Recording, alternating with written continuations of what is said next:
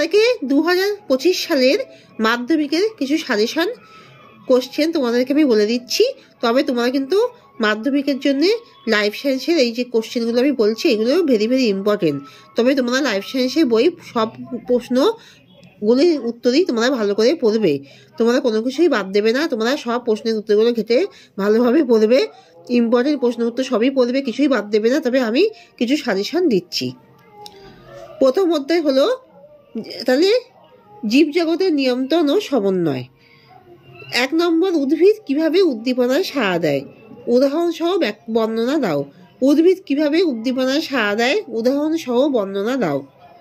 2 নম্বর, উদ্ভিদের সংবেদনশীলতা ধর্ম আবিষ্কারে জগদীশচন্দ্র বসুর ভূমিকা আলোচনা করো। উদ্ভিদের সংবেদনশীলতা ধর্ম আবিষ্কারে জগদীশচন্দ্র বসুর ভূমিকা আলোচনা করো। 3 নম্বরে, টপিক চলন কাকে বলে, টপিক চলন কাকে বলে, উদাহরণ সহ প্রধান 3 প্রকার টপিক চলন ব্যাখ্যা করো। উদাহরণ সহ প্রধান 3 প্রকার টপিক চলন ব্যাখ্যা করো। 4 নম্বরে, অক্সিজেনের প্রধান বৈশিষ্ট্যগুলো কি কি, 4 নম্বরে অক্সিজেনের প্রধান বৈশিষ্ট্যগুলো কি কি। 5 নম্বরে, অক্সিজেনের কার্যাবলী সংক্ষেপে লেখো। 5 নম্বরে অক্সিজেনের কার্যাবলী সংক্ষেপে লেখো। আর 6 নম্বরে, সাইটোকাইনিনের প্রধান বৈশিষ্ট্য লেখো। সাইটোকাইনিনের প্রধান বৈশিষ্ট্য লেখো আর সাইটোকাইনিনের শারীরবৃত্তীয় কাজ লেখো। সাইটোকাইনিনের শারীরবৃত্তীয় কাজ লেখো।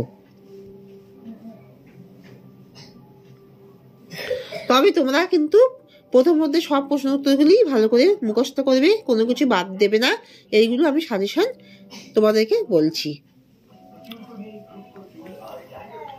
এবার তোমরা দেখে নাও, খাতা লেখা দেখে নাও। প্রথম অধ্যায় জীবজগতের নিয়ন্ত্রণ ও সমন্বয়। উদ্ভিদ কিভাবে উদ্দীপনায় সাড়া দেয়, উদাহরণ সহ বর্ণনা দাও। উদ্ভিদ কিভাবে উদ্দীপনায় সাড়া দেয়, উদাহরণ সহ বর্ণনা দাও। লেখো। 2 নম্বর হলো উদ্ভিদের সংবেদনশীলতা ধর্ম আবিষ্কারে জগদীশচন্দ্র বসুর ভূমিকা আলোচনা করো।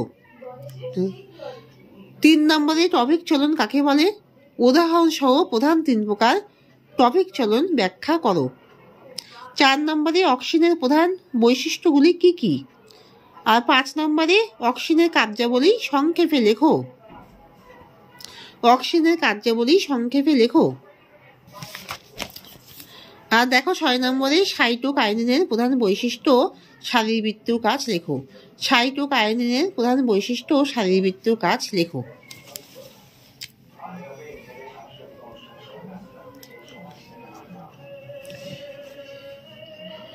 এবার আমি তোমাদেরকে দ্বিতীয় অধ্যায় বলছি, জীবনের প্রবণতা। জীবনের প্রবণতা। 1 নম্বর হলো পরাগযোগ কাকে বলে। 2 নম্বর, স্বপরাগযোগ ও ইতর পরাগযোগের সুবিধা ও অসুবিধা লেখো। 3 নম্বর, সাইটোকাইনেসিস কাকে বলে। উদ্ভিদ ও প্রাণী কোষের সাইটোকাইনেসিস বর্ণনা করো। 4 নম্বরে, নিষেক কাকে বলে। 5 নম্বরে, সপুষ্পক উদ্ভিদের নিষেক পদ্ধতি এবং নতুন উদ্ভিদ গঠন আলোচনা করো।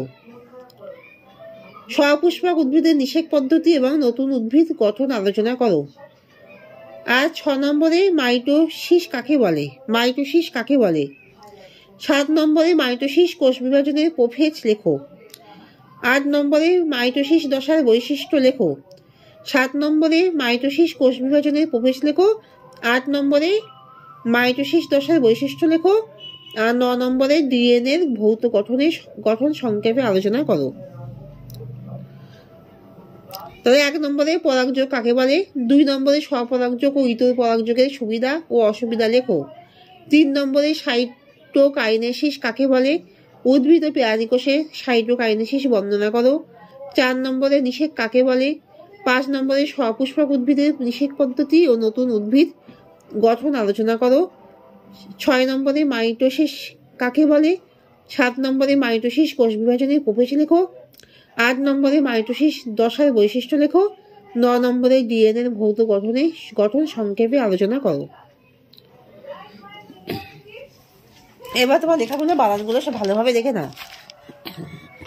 দ্বিতীয় অধ্যায় দেখো, জীবনের প্রবণতা।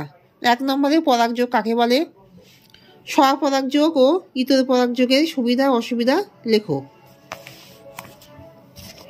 দেখো আর 3 নম্বরে মাইটোকাইনেসিস কাকে বলে?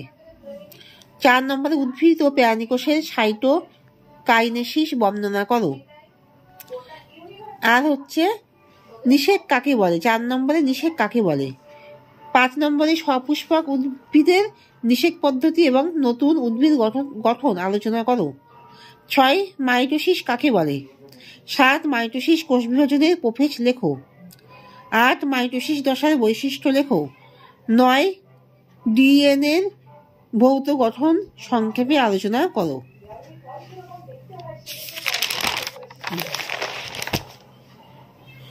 এবারে তৃতীয় অধ্যায় মেন্ডেলের একসঙ্গ। তৃতীয় অধ্যায় মেন্ডেলের একসঙ্গ পরীক্ষাটির চেকার বোর্ডের সাহায্যে ব্যাখ্যা করো। 2 নম্বর মেন্ডেলের সফলতার কারণ কি?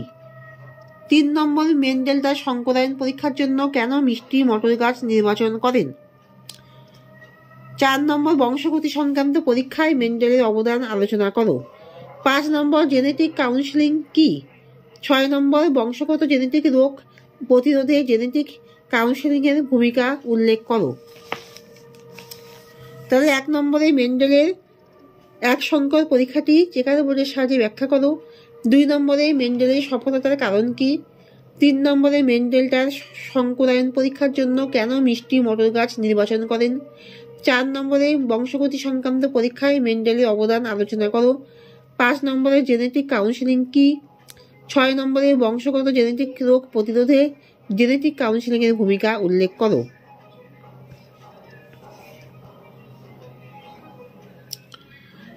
তাহলে আমি তোমাদেরকে এবার লেখাগুলো সব দেখাচ্ছি। তৃতীয় অধ্যায় দেখো বংশগতি এবং কয়েকটি সাধারণ জিনগত রোগ। দেখো এখানে লেখাগুলো দেখো, ভালোভাবে দেখো। মেন্ডেলের এক সংকর পরীক্ষাটি চেকার বোর্ডের সাহায্যে ব্যাখ্যা করো। মেন্ডেলের সফলতার কারণ কি? মেন্ডেলের সফলতার কারণ কি? মেন্ডেল তার সংকরায়ন পরীক্ষার জন্য কেন মিষ্টি মটর গাছ নির্বাচন করেন? 4 হলো বংশগতি সংক্রান্ত পরীক্ষায় মেন্ডেলের অবদান আলোচনা করো। 5 জেনেটিক কাউন্সেলিং কি? 6 বংশগত জেনেটিক রোগ প্রতিরোধে জেনেটিক কাউন্সেলিং এর ভূমিকা উল্লেখ করো।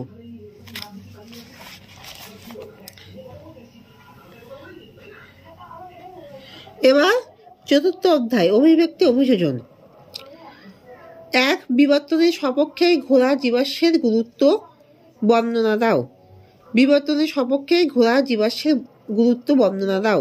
2 জীবনের রাসায়নিক উৎপত্তির সংক্ষিপ্ত রূপরেখা মিলার ও উরের পরীক্ষার সাহায্যে লেখো। জীবনের রাসায়নিক উৎপত্তির সংক্ষিপ্ত রূপরেখা মিলার ও উরের পরীক্ষার সাহায্যে লেখো। 3 নয়া ডারউইনবাদ কি? নয়া ডারউইনবাদ কি? নয়া ডারউইনবাদের ত্রুটিগুলি কি কি? নয়া ডারউইনবাদের ত্রুটিগুলি কি কি? 4 অভিব্যক্তি সপক্ষে পরোক্ষ প্রমাণ হিসেবে মেরুদণ্ডী প্রাণীদের অগ্রপদের ব্যাখ্যা করো। অভিব্যক্তির সপক্ষে পরোক্ষ প্রমাণ হিসাবে মেরুদণ্ডী প্রাণীদের অগ্রপদের ব্যাখ্যা করো। 5 জেরোফাইট কাকে বলে? 5 জেরোফাইট কাকে বলে? 6 ক্যাকটাসের অভিযোজনগত বৈশিষ্ট্য লেখো। ক্যাকটাসের অভিযোজনগত বৈশিষ্ট্য লেখো। এবার লেখাগুলো সব ভালোভাবে দেখো। চতুর্থ অধ্যায় অভিব্যক্তি অভিযোজন থেকে আমি দিয়েছি বিবর্তনের সপক্ষে ঘোড়ার জীবাশ্মের গুরুত্ব বর্ণনা দাও। 2 জীবনের রাসায়নিক উৎপত্তির সংক্ষিপ্ত রূপরেখা মিলার ও উরের পরীক্ষার সাহায্যে লেখো। 3 নয়া ডারউইনবাদ কি? এর ত্রুটিগুলি কি কি? 4 অভিব্যক্তির সপক্ষে পরোক্ষ প্রমাণ হিসেবে মেরুদণ্ডী প্রাণীদের অগ্রপদের ব্যাখ্যা করো। 5 জেরোফাইট কাকে বলে? 5 জেরোফাইট কাকে বলে? 6 ক্যাকটাসের অভিযোজনগত বৈশিষ্ট্য লেখো। ক্যাকটাসের অভিযোজনগত বৈশিষ্ট্য লেখো। ক্যাকটাসের অভিযোজনগত বৈশিষ্ট্য লেখো।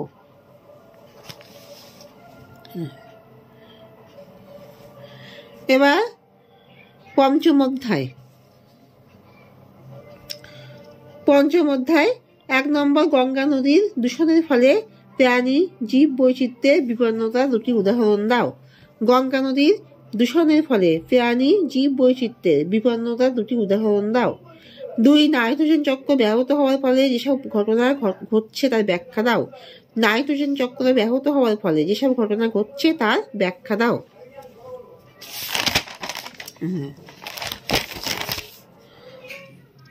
3 মাটি দূষণের 2টি কারণ ও 2টি কুফল লেখো। মাটি দূষণের 2টি কারণ ও 2টি কুফল লেখো। 4 জীব বৈচিত্র্যের সংরক্ষণ সম্বন্ধে লেখো। 4 জীব বৈচিত্র্যের সংরক্ষণ সম্বন্ধে লেখো।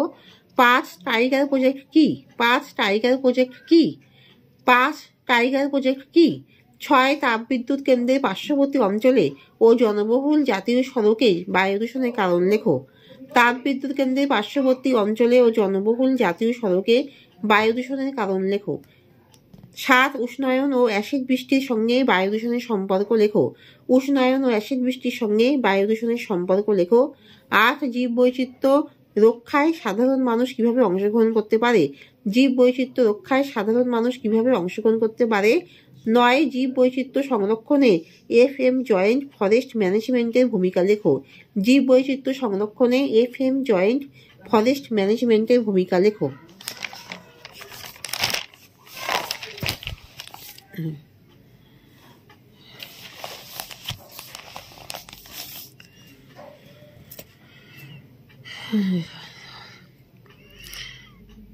চতুর্থ অধ্যায় দেখো অভিব্যক্তি অভিযোজন। অভিব্যক্তি অভিযোজন বিবর্তনের সপক্ষে ঘোরা জীবাশ্মের গুরুত্ব বর্ণনা দাও। 2 নম্বরে জীবনের রাসায়নিক উৎপত্তির সংক্ষিপ্ত রূপরেখা মিলার ও উরের পরীক্ষার সাহায্যে লেখো। 3 হলো নয়া ডারউইনবাদ কি, এর ত্রুটিগুলি কি কি। 4 নম্বরে অভিব্যক্তির সপক্ষে পরোক্ষ প্রমাণ হিসেবে মেরুদণ্ডী প্রাণীদের অগ্রপদের ব্যাখ্যা করো। এইগুলো চতুর্থ অধ্যায়গুলো আমি বলছি। 5 জেরোফাইট কাকে বলে। 6 ক্যাকটাসের অভিযোজনগত বৈশিষ্ট্য লেখো। চতুর্থ অধ্যায় আমি বললাম। এবার পঞ্চম অধ্যায় গঙ্গা নদীর দূষণের ফলে প্রাণী জীব বৈচিত্র্যের বিপন্নতার 2টি উদাহরণ দাও। নাইট্রোজেন চক্র ব্যাহত হওয়ার ফলে যেসব ঘটনা ঘটছে তার ব্যাখ্যা দাও। মাটি দূষণের 2টি কারণ ও 2টি কুফল লেখো। জীব বৈচিত্র্যের সংরক্ষণ সম্বন্ধে লেখো। টাইগার প্রজেক্ট কি। তাপবিদ্যুৎ কেন্দ্রের পার্শ্ববর্তী অঞ্চলে ও জনবহুল জাতীয় সড়কে বায়ু দূষণের কারণ লেখো। উষ্ণায়ন ও অ্যাসিড বৃষ্টির সঙ্গে বায়ু দূষণের সম্পর্ক লেখো। জীব বৈচিত্র্য রক্ষায় সাধারণ মানুষ কিভাবে অংশগ্রহণ করতে পারে। জীব বৈচিত্র্য সংরক্ষণে FM জয়েন্ট ফরেস্ট ম্যানেজমেন্টের ভূমিকা লেখো। তাহলে এখানে শেষ করছি। তোমরা সবাই লাইক আর সাবস্ক্রাইবটা দিয়ে দাও। আমি এখানে শেষ করলাম।